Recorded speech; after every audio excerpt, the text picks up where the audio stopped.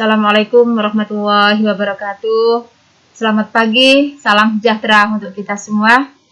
Baik Bapak Ibu, pertemuan kali ini materinya yaitu penetapan KKM dan analisis pencapaian KKM.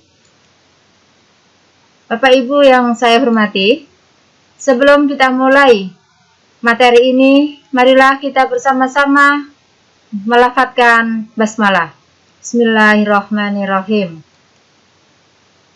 Bapak Ibu yang saya hormati, materi pertama yaitu penetapan kriteria ketuntasan minimal.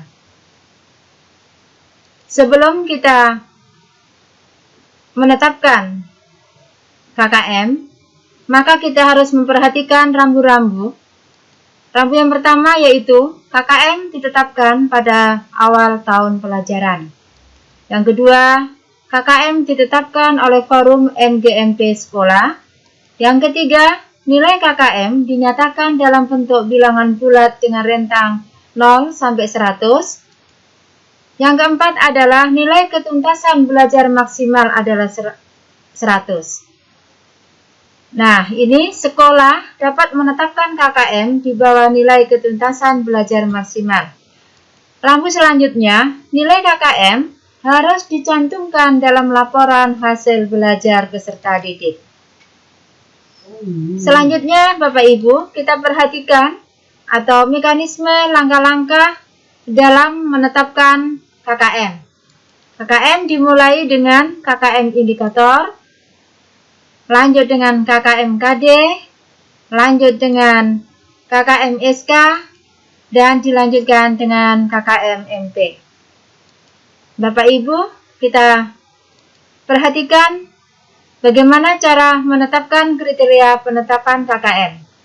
Dalam menetapkan penetapan KKM, kita harus memperhatikan 3 kriteria. Yang pertama adalah kompleksitas, yaitu kesulitan atau kerumitan. Yang kedua, daya dukung. Daya dukung di sini adalah termasuk sarana dan prasarana yang ada di sekolah. Indeks siswa, yaitu kemampuan siswa. Selanjutnya, penetapan KKM kita bisa melihat di format A. Ya, ini format A untuk membuat penetapan KKM. Sini kita lihat, nanti Bapak Ibu bisa melihat sini. Selanjutnya adalah bagaimana cara menafsirkan kriteria menjadi nilai. Ya, pertama dengan memberikan poin pada kriteria yang telah ditetapkan, yaitu kompleksitas. Kalau kompleksitasnya tinggi, poinnya 1, sedang 2, rendah 3, dan daya dukung tinggi 1, sedang 2, rendah 3, indeks yaitu tinggi 1, sedang 2, rendah 3.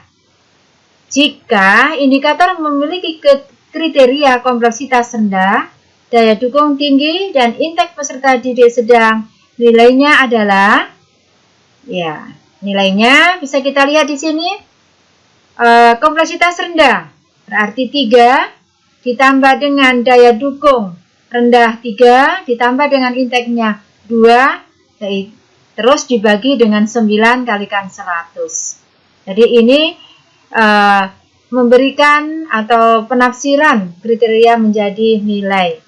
Selanjutnya, kita menafsirkan kriteria menjadi nilai dengan menggunakan rentang. Kompleksitas tinggi rentangnya 50 sampai 64, sedang 65 sampai 80, rendah 81 sampai 100. Sedangkan yang nomor 2 yaitu daya dukung. Faktor daya dukungnya tinggi 81 sampai 100, sedang 65 sampai 80, rendah 50 sampai dengan 65. 64. Selanjutnya indeks tinggi 81 sampai 100, sedangkan sedang 65 sampai 80, rendah 50 sampai dengan 64. Jadi, indikator memiliki kriteria kompleksitas sedang, daya dukung tinggi, dan indeks sedang. Nilai rata-rata setiap nilai dari indikator yang ditentukan. Yang perlu diperhatikan Bapak Ibu dalam menentukan rentang nilai dan menentukan nilai dari setiap kriteria perlu kesepakatan forum MGMP di sekolah. Selanjutnya kita menafsirkan kriteria menjadi nilai. Sini kompleksitas tinggi, sedang, rendah, daya dukung tinggi, sedang, rendah, indeks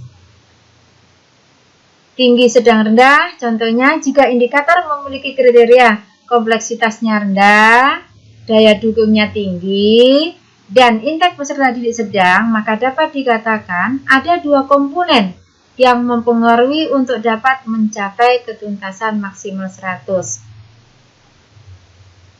Yang apa yang mempengaruhi? Yaitu kompleksitasnya tadi rendah dan daya dukung tinggi.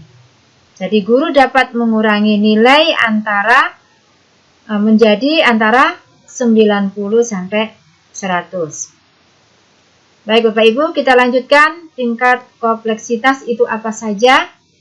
Tingkat kompleksitas atau kerumitan, kesulitan yang harus dicapai oleh peserta didik, tingkat kompleksitas tinggi apabila dalam pelaksanaannya menurut guru memahami kompetensi yang harus dicapai peserta didik dan kreatif dan inovatif dalam melaksanakan pembelajaran.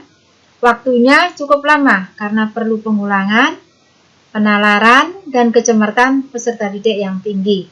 Ini di tingkat kompleksitas. Sedangkan di tingkat kompleksitas tadi, yaitu termasuk di sini adalah ketersediaan tenaga, sarana dan sarana pendidikan, biaya operasional, manajemen sekolahnya bagaimana, kepedulian stakeholdernya sekolah ada atau tidak, itu masuk di dalam tingkat kompleksitas. Sekarang indeks, yaitu tingkat kemampuan rata-rata peserta didik, di mana kita harus melihat indeks peserta rata-rata kemampuan peserta didik. Kalau KKM kelas 10 dapat didasarkan pada hasil seleksi PSB, atau kita lihat di rapornya yang kelas 3 pada waktu tes masuk. Sedangkan kalau untuk kelas 11-12 didasarkan pada tingkat pencapaian KKM peserta didik pada semester atau kelas sebelumnya. Sedangkan kalau untuk anak SD tentunya dilihat dari waktu tes. Yang selanjutnya kita bisa lihat format kriteria ketuntasan minimal. Ya, di sini ada contoh format A ini. Ini juga ada formatnya. Sedangkan penulisan KKM dalam ini format tentang penulisan KKM pada lembar hasil belajar peserta didik. Ini contoh formatnya. Ya, ini contoh formatnya tadi. Sekarang kita lanjutkan materi kedua, yaitu tujuan analisis. Tujuan analisis mengetahui tingkat ketercapaian KKM yang telah ditetapkan. Sedangkan manfaatnya adalah sebagai dasar untuk menetapkan KKM pada tahun berikutnya. Analisis pencapaian ketuntasan belajar peserta didik per KD, ini ada formatnya. Di per KD ini formatnya per KD ada SK1, SK2, SK3, SK4. Nah, ini format contoh format tentang analisis pencapaian ketuntasan belajar peserta didik per KD. Selanjutnya ini format tentang rekapitulasi pencapaian ketuntasan belajar minimal. Ini saya sudah berikan contoh-contoh. Bapak Ibu yang saya hormati, demikian materi yang bisa saya sampaikan. Kurang lebihnya mohon maaf. Dan untuk mengakhiri kegiatan kita pada materi ini, mari kita bersama-sama mengucapkan hamdalah. Alhamdulillahirabbil alamin.